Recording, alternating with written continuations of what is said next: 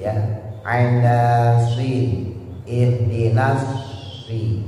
Jadi bukan ihdinasyi, kalau syi itu shin. Ya, kalau sod dia punya sifat namanya taswir, suara seperti siul burung, atau disebut juga sofir, suara seperti seruit, ya, suara seperti suling. Nah, beda sama shin. Kalau shin sifatnya tafasi.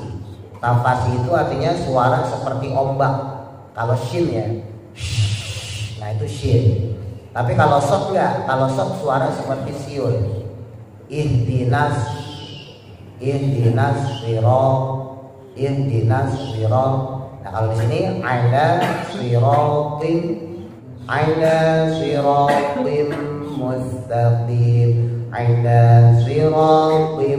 mustaqim. Untuk penafsiran lafaz Yasin sendiri itu ada 5 pendapat. Yasin diambil dari kata ya insan, fasoro maka menjadilah Yasin. Wal muradu, dan ada pun yang dimaksud dari ya insan tadi atau Yasin tadi, yaitu ya Muhammadun, wahai Nabi Muhammad sallallahu alaihi wasallam. Kemarin sempat kita bahas juga, Toha itu juga tohnya itu diambil dari kata tohir, yaitu Nabi Muhammad orang yang suci, orang yang bersih. Lalu kemudian haknya itu diambil dari kata hadi, yang artinya orang yang memberikan petunjuk, disingkat menjadi Toha. Makanya ada sholawatan, sholatullah, salamullah ala Toha Rasulillah, sholatullah, salamullah ala Yasin Habibillah. Itu penafsiran atau penakwilan daripada ulama.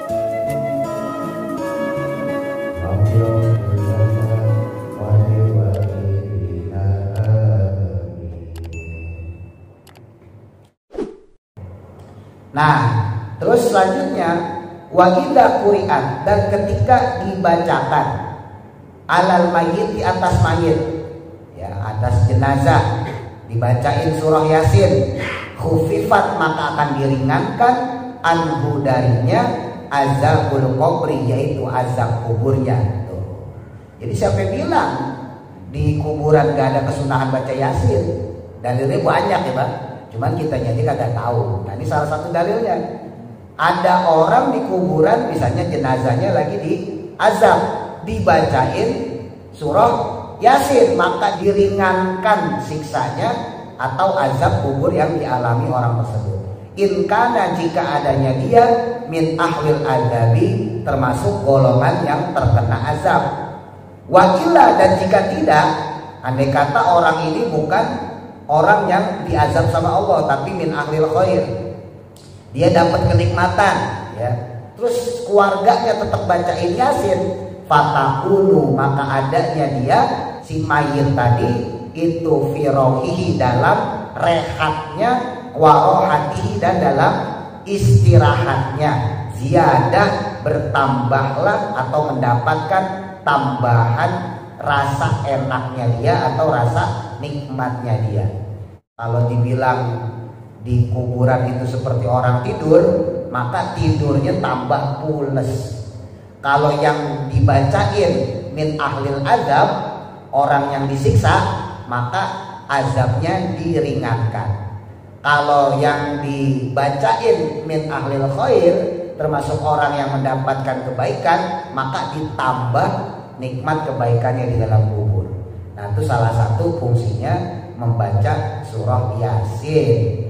Kenapa? Li'annal qabro, karena sesungguhnya kuburan itu raudhatun, adalah raudhah, taman, min riyadil jinani, dari taman-tamannya surga. Aufrot, atau bisa juga menjadi jurang atau lembah, min hufarin nironi, dari jurang-jurangnya neraka. Ini mah masyhur ya, makanya suka disebutin kan kalau mukadimah yasinan ada orang meninggal, semoga kuburnya menjadi raudhah min riyadil jannah gitu ya. Ya karena memang kuburan itu bisa menjadi raudhah, menjadi taman-tamannya surga, bisa juga menjadi kufrah, menjadi jurang lembah neraka. Makanya saya sering nyampein kalau di pengajian di tempat saya juga, andai kata di antara kita ada yang nyekar, ya ada yang kunjungin makam, ziarah, jangan sampai gak baca doa. Ya, kalau bisa lengkap, baca yasin, baca tahlil, doain deh, pakai doa arwah. Lah sekarang mah gampang Pak, tinggal bawa buku yasin ya, udah baca aja buku yasin, gampang sekarang. Tapi kalau nggak bisa juga, ya udah minimal tahlil deh, datang bacain tahlil. Atau kalau nggak bisa juga, minimal doa. Kalau yang meninggal bapak ibu kita ya, Allahumma gfir lahumma, atau kalau mau dijamak, Allahumma gfir lahum warhamhum wa'afihim wa'fu anhum. Syukur-syukur kita bawa kembang. Buat apa kembang? Buat ditabur. Karena kembang itu termasuk makhluk Allah, yang mana makhluk Allah itu bertasbih. Nah, tasbihnya makhluk Allah itu bisa meringankan siksa kubur. Dan ini hadisnya sahih ya. Suatu ketika Nabi lewat dua kuburan, Nabi dengar lagi disiksa. Sama Nabi dipotek tuh pelepah kurma. Ya dipotek, dipotong, disigar kalau kata orang Jawa. Ya masing-masing ditaruh di kuburan yang dilewatin Nabi sama sahabat. Nah, sahabat bertanya, "Ya Rasul, kenapa itu pelepah kurma ditaruh di situ?" Kata Nabi, pelepah kurma adalah makhluk Allah, tumbuhan yang termasuk senantiasa bertasbih kepada Allah. Nah, sementara dua orang ini dalam keadaan disiksa. Saya berharap selama pelepah kurma ini belum kering, maka siksanya dua orang ini diringankan. Makanya ada tradisi pakai kembang. Berhubung di Arab kagak ada kembang, adanya pelepah korma. Lah di Indonesia kembang banyak. Bapak tinggal beli di kuburan udah banyak yang jual ya. Kita tinggal pakai. Gitu. Nah itu ada kesunahan. Ya, kesunahan ketika kita berziarah, ya bawa kembang, terus kita bacain yasin, tahlil, atau minimal fatihah doa. Jadi jangan sampai kita datang ke kuburan tuh gak ngapa-ngapain Bang. Padahal salah satu cirinya orang beriman ya, ketika dia melihat kuburan, maka dia ingat bahwa ini adalah rumah masa depan saya. Ketika dia melihat kuburan, maka bertambah imannya. Oh iya, sekarang saya kunjungi nih kuburan bapak saya. Oh iya, ini sekarang saya kunjungi kuburan ibu saya. Besok gantian, saya yang akan dikunjungin sama anak saya. Gantian besok saya akan dikunjungin sama cucu saya. Gitu kan. Jadi ketika dia ziarah bertambah imannya. Makanya ziarah itu hukumnya sunnah. Gitu. Nah, di antara salah satu adabnya ziarah ya, bukan cuma membacakan doa, tapi juga membacakan bacaan-bacaan ayat Quran. Di antaranya adalah surah Yasin. Jadi dalil-dalil Yasin ini sebetulnya kuat lah. Ya. Gak usah ragu tentang amalia ini. Wa fi lafzi Yasin. Nah, sekarang beralih nih. Adapun dalam lafaz Yasin itu khamsatu aqwalin, ada 5 pendapat. Untuk penafsiran lafaz Yasin sendiri itu ada 5 pendapat. Ya, lafaz Yasinnya ya sama sin.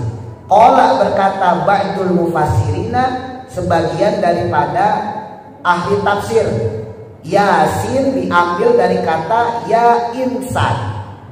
Ya, diambil dari kata ya insan. Wa adatul Arabi, dan adat orang Arab atau kebiasaan orang Arab, annahum, bahwasanya sesungguhnya mereka yakhuduna, menjadikan atau mengambil min kulli kalimatin, pada setiap kalimat harfan satu huruf.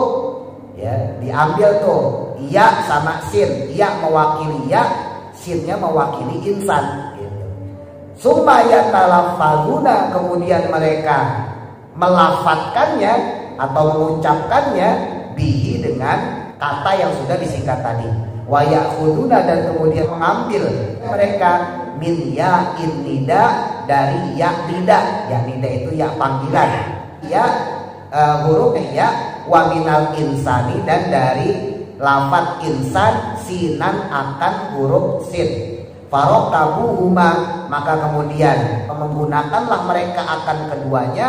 Fasoro, maka menjadilah lafaz ya insan menjadi yasin.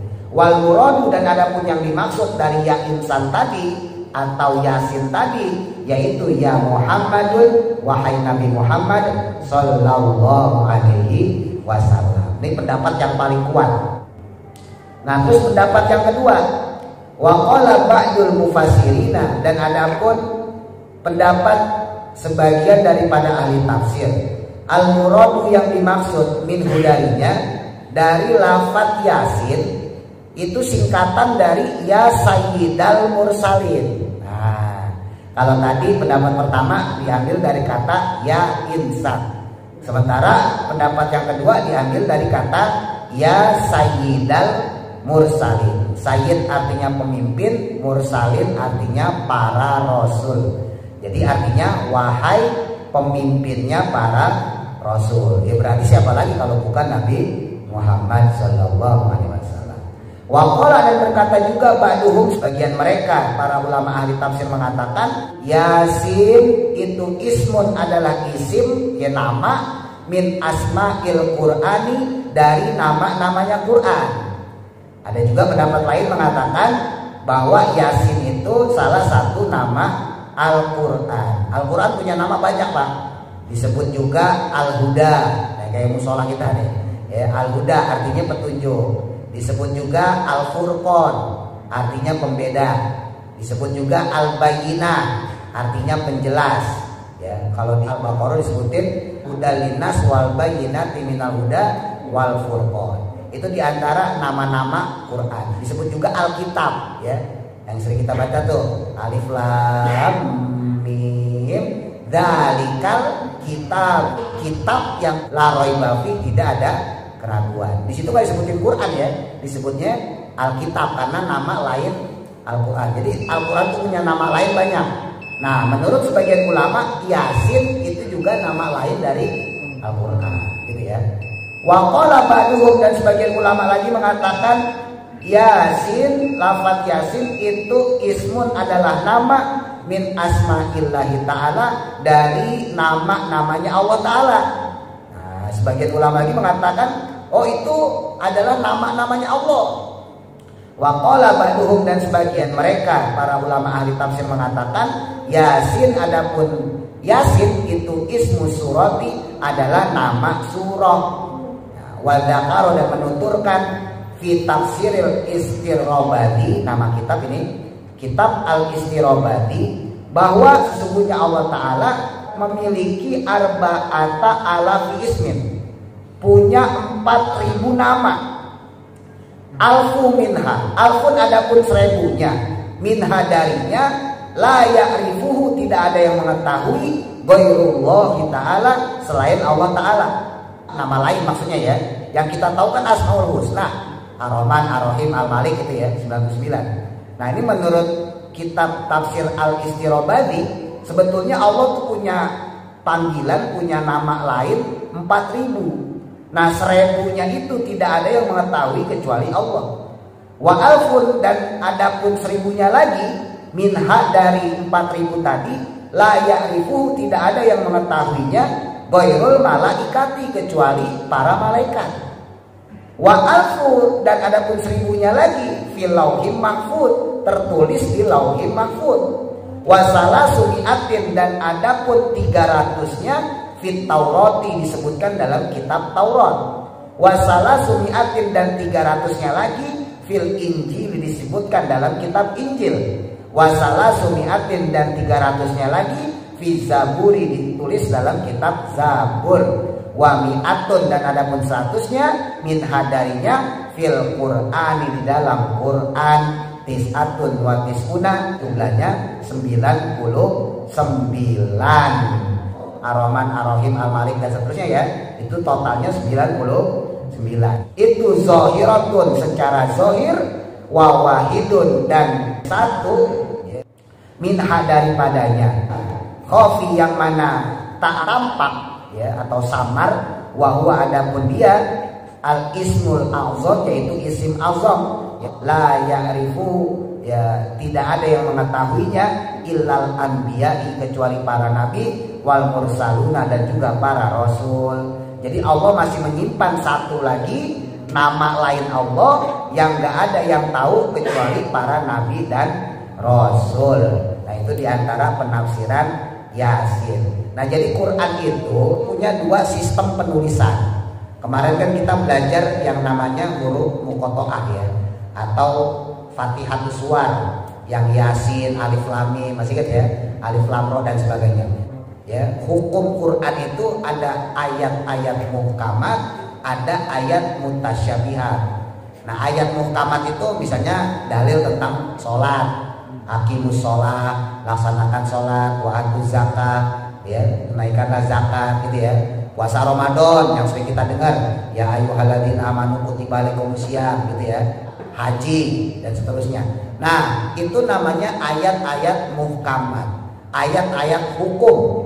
Nah, ada ayat yang namanya ayat mutasyabihat, ayat yang syubhat, yang remeng-remeng, bukan ditafsir tapi ditakwil.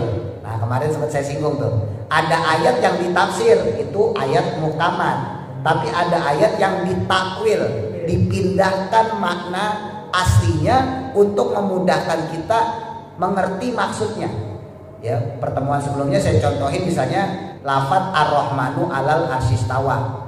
Ya, kalau kita baca terjemahan itu artinya, terjemahnya Ar-Rahmanu 'alal arsyistawa, bahwa sesungguhnya Allah yang Maha Penyayang bersemayam di arsy. Nah, itu yang namanya ayat mutasyabihat. Gak boleh diartiin seperti itu. Karena ketika kita artiin seperti itu, berarti kita menjisimkan Allah. Berarti kita menempatkan Allah seperti manusia. Bersemayam berarti duduk, berarti singgah, berarti bertempat. Lalu apa bedanya Allah dengan kita manusia yang butuh tempat, gitu ya.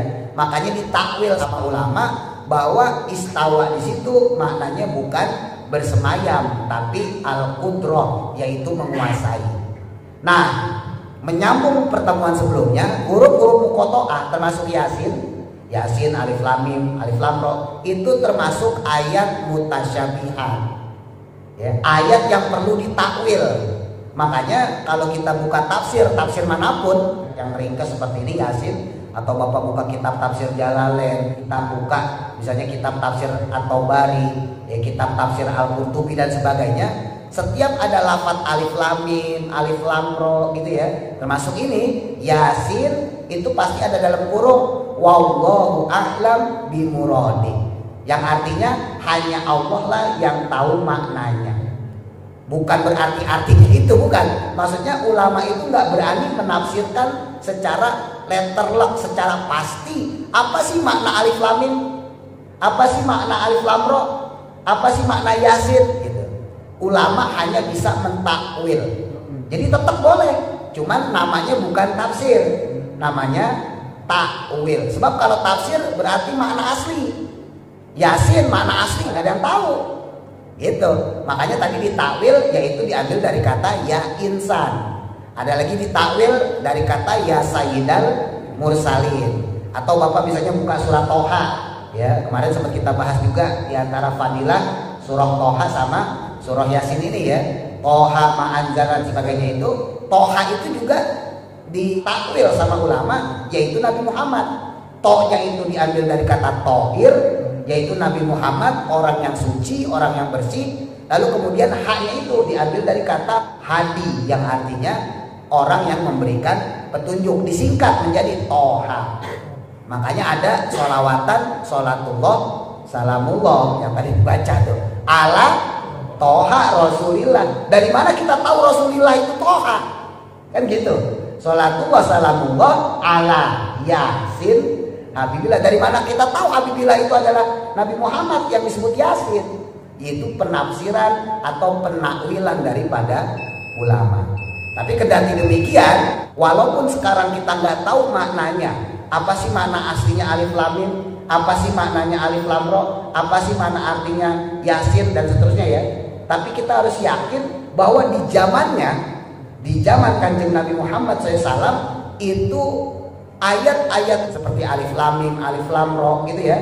Ayat-ayat Fatihatus Suwar itu diketahui artinya oleh para sahabat. Sekarang kita nggak tahu Pak, karena emang dasar ilmunya menurun. Udah habis ilmunya gampangnya gitu. Tapi kita harus yakin di zaman Nabi ayat-ayat seperti alif lam mim, alif lam ra, yasin itu para sahabat tahu. Buktinya apa? Karena nggak ada hadis yang mengatakan sahabat pernah bertanya pada Rasulullah. Bapak kalau belajar hadis itu gak bakal nemuin sahabat nanya sama Nabi, ya Rasul, ma maknal alif lam mim. Ya Rasul, apa sih maknanya alif lam mim?